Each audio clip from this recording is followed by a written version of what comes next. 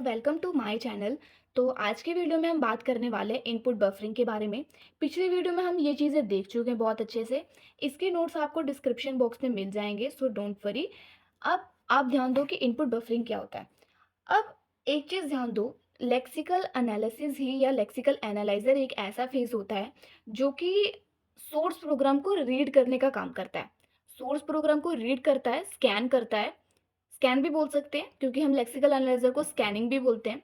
सो हमारा source program scan होता है या हमारा इनपुट स्ट्रिंग स्कैन होता है, क्योंकि हम पूरा सोर्स प्रोग्राम नहीं ले रहे हैं एग्जाम्पल के तौर पे, हम सिर्फ एक एक्सप्रेशन की बात कर रहे हैं। ठीक है। सो वो लेता है, रीड करता है, स्कैन करता है लेफ्ट टू राइट, तब जाके उसका क्या जनरेट होता है, हमारे पास टोकन। अब लेक्सिकल एनालाइजर सिर्फ एक character he at a time क्या करता है, स्कैन करता है और टोकन जनरेट करके देता है। एक्चुअल में क्या होता है, जो हमारा सोर्स प्रोग्राम है वो मौजूद कहाँ पे है, सेकेंडरी मेमोरी में। जब भी हमारा प्रोग्राम एग्जीक्यूट होने वाला होता है या कंपाइल्ड होने वाला होता है, तो उससे पहले उस प्रोग्राम को सेकेंडरी मेमोरी से कहाँ लाया जाता है, प्राइमरी मेमोरी के अंदर, और रीडिंग होती है, स्कैनिंग होती है उसकी। अब ये क्या है, एक डिफिकल्ट टास्क है, क्योंकि ये बहुत ही टाइम कंज्यूमिंग हो गया, एक तरीके से टाइम ले रहा है, वो एक पर्टिकुलर अमाउंट ऑफ टाइम ले रहा है लेक्सिकल एनालाइजर ये काम करने के लिए। सो ये क्या हुआ, एक डिफिकल्ट टास्क हुआ। क्योंकि अब देखो, अगर मान लो मेरे पास कोई एक्सप्रेशन है, अब अगर मान लो इसकी रीडिंग हो रही है, लेक्सिकल एनालाइजर एक कैरेक्टर एक टाइम पे रीड करेगा, तो जब वो यहाँ पे पहुंचेगा इस केस में, सो इस केस में क्या हो सकता है कि इट मे बी पॉसिबल कि ये लेस देन इक्वल टू हो। अगर ये लेस देन इक्वल टू होगा तब इसका मतलब एकदम ही चेंज हो जाएगा।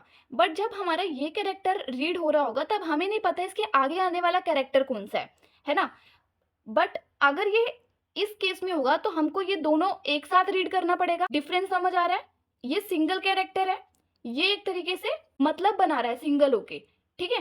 सो हमें क्या करना पड़ेगा, इस डिफिकल्टी को भी दूर करने के लिए किसका यूज करना पड़ता है, इनपुट बफरिंग का यूज करना पड़ता है। I have explained you everything which is written on the paper. Lexical analyzer scan the input string from left to right one character at a time. ठीक है, एक कैरेक्टर एक के टाइम पे क्या करेगा, रीड करेगा। सोर्स प्रोग्राम हमारा सेकेंडरी मेमोरी में होता है।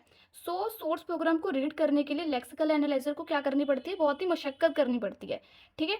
सो हमें actual meaning of the pattern भी पता होना चाहिए, क्या पता इसके आगे इक्वल टू का साइन लगाओ। ठीक है। सो एक्चुअल मीनिंग भी पता होना चाहिए। हमें उसके लिए क्या करना पड़ेगा, नेक्स्ट कैरेक्टर भी रीड करना पड़ेगा, ये पता करने के लिए क्या ये कैरेक्टर सिंगल है या इसके साथ भी कोई और है। तो उस केस में हम क्या करते हैं, इनपुट बफरिंग का यूज करते हैं। अब बेसिकली बफर क्या है, बफर एक तरीके से एरे समझ लो आप, कि वो एक तरीके से क्या है, एरे है। अब बफरिंग यूज किस लिए है, अब बफर क्या करती है, डेटा कंटेन करती है, डेटा को स्टोर करती है शॉर्ट अमाउंट ऑफ टाइम के लिए, समझ, या कह लो कि एक तरीके से रैम का काम करती है, शॉर्ट टाइम के लिए कंटेन करती है ना, तो रैम का काम करती है।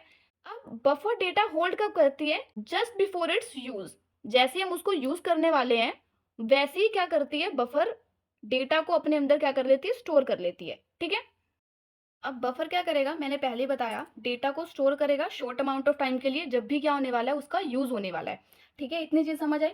अब अगली क्या मैं बोलूं कि जब भी डेटा को प्रोसेस करना होगा, तो वो क्या होगा, स्ट्रेट प्रोसेस में जाने से पहले कहाँ जाएगा, बफर के अंदर जाएगा, तब वो कहाँ पे पास होगा, प्रोसेसर के अंदर। सिंपल। अब इस टेक्निक को हम क्या बोलते हैं, बफरिंग बोलते हैं। इतनी चीज समझ आई, इस टेक्निक को क्या बोलते हैं, बफरिंग बोलते हैं। अब लेक्सिकल एनालाइजर क्या करता है, इनपुट पास करवाता है, लेक्सिकल एनालाइजर इनपुट पास करवाता है इनपुट बफरिंग के अंदर, क्या चेक करने के लिए, कितने नंबर ऑफ कैरेक्टर्स हैं, या ये चेक करने के लिए कि stream of character source code के अंदर कितने हैं। ठीक है, उसके लिए हम क्या यूज करते हैं, बफरिंग मेथड का यूज करते हैं, और उसी को हम क्या बोलते हैं, इनपुट बफरिंग बोलते हैं। अब हम इसकी वर्किंग देखते हैं कि वर्किंग कैसे होती है। अब मान लो हमारे पास एक एग्जाम्पल लेती हूँ मैं अगर, ठीक है, ये मेरा एग्जाम्पल है। अब इनपुट बफरिंग में हम क्या करेंगे, एक बफर बनाएंगे, या मान लो एक एरे बनाएंगे। यहाँ मैं सिंगल बफर की बात कर रही हूँ। ठीक है। ईओएफ का मतलब होता है एंड ऑफ लाइन, इसको हम सेंटिनल्स भी बोलते हैं। ये क्या रिफ्लेक्ट करता है कि यहाँ पर मेरा इनपुट स्ट्रीम जो है वो क्या हो चुका है, खत्म हो चुका है। ठीक है, हमारे सभी एलिमेंट स्कैन हो चुके हैं। इतनी चीज क्लियर हुई। अब इनपुट बफर की वर्किंग कैसे होगी, इनपुट बफर में हमारे पास होते हैं दो पॉइंटर, एक होता है हमारे पास फॉरवर्ड पॉइंटर, एक होता है हमारा बिगनिंग पॉइंटर। ठीक है।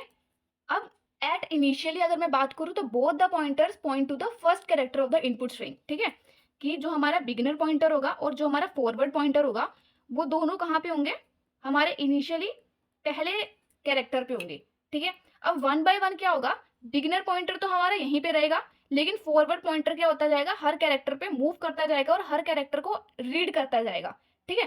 फॉरवर्ड पॉइंटर कब तक मूव करेगा, जब तक हमारा इनपुट स्ट्रीम खत्म नहीं हो जाता। अब ये होता किस लिए है, बिगिनर पॉइंटर और फॉरवर्ड पॉइंटर, ताकि हम हर एक लेक्सिम को अच्छे से आइडेंटिफाई कर पाए, ठीक है। हर एक लेक्सिम को क्या कर पाए, अच्छे से आइडेंटिफाई कर पाए। एट फर्स्ट हमारा बिगिनर पॉइंटर और फॉरवर्ड पॉइंटर कहाँ है, ई पे। ई पे होने के बाद, ठीक है, अब इसने कहाँ जाना है, फॉरवर्ड पॉइंटर मूव कर जाएगा मेरे अगले कैरेक्टर पे, लेकिन बिगिनर पॉइंटर मेरा यहीं पे रहेगा। अब जब मेरा फॉरवर्ड पॉइंटर मूव कर गया यहाँ पर, तो यहाँ पर मूव करने के बाद इसने क्या देखा, फॉरवर्ड पॉइंटर ने, कि ये जो अगला कैरेक्टर है मेरा वो क्या है, एक ऑपरेटर है, और ये क्या था, मेरा एक आइडेंटिफायर था। ये दोनों क्या हो गए, कैरेक्टर डिफरेंट हो गए। इसका मतलब जो मेरा ई है वो यहीं पर खत्म हो गया। इससे हमारे को क्या पता लगा, जो मेरा ई है वो एक सिंगल लेक्सिम है, वो इस कैरेक्टर के साथ नहीं है, ठीक है। अब इसके बाद जब मेरे को पता लगा ये एक सिंगल कैरेक्टर है, तब लेक्सिकल एनालाइजर ने ये इसको कहाँ पे चेक किया, सिंबल टेबल के अंदर चेक किया कि सिंबल टेबल में ई प्रेजेंट है या नहीं है। अगर ई प्रेजेंट है तब वो क्या चेक करेगा, इसका एट्रीब्यूट क्या है, इसकी वैल्यू क्या है ना, इसका स्कोप क्या है। अगर ये नहीं प्रेजेंट होगा तब वो क्या करेगा, इसको एंटर कर देगा सिंबल टेबल के अंदर, ठीक है। इस ई को रजिस्टर करने के बाद वो क्या करेगा, जो भी इसका यूज होगा इसको फर्दर यूज के लिए भेज देगा। अब यहाँ पर हमको क्या पता लग गया, ई एक सिंगल एक्सिम है।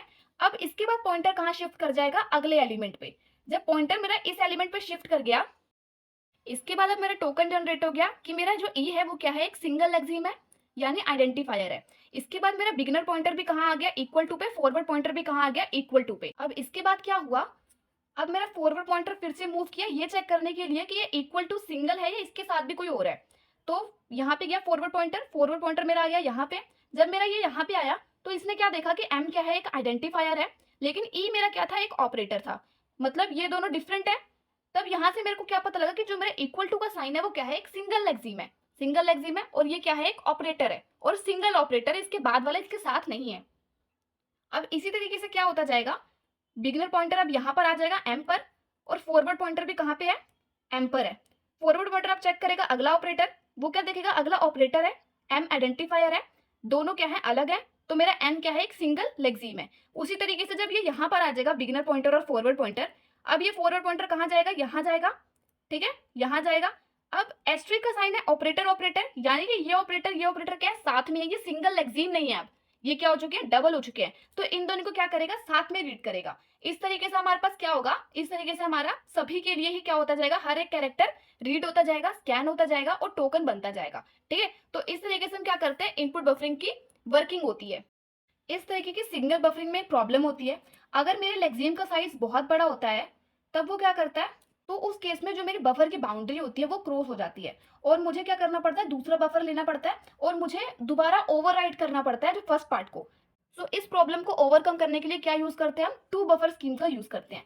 सो अभी अभी इस केस में मेरा पूरा मतलब था आपको इनपुट बफरिंग समझाने का कि इनपुट बफरिंग क्या होता है।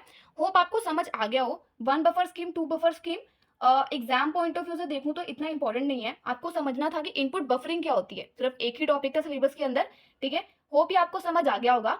और आज के लिए इतना ही, नेक्स्ट वीडियो में बात करेंगे रिकग्नाइजेशन ऑफ टोकन्स की या स्पेसिफिकेशन ऑफ टोकन्स की। Thanks for watching.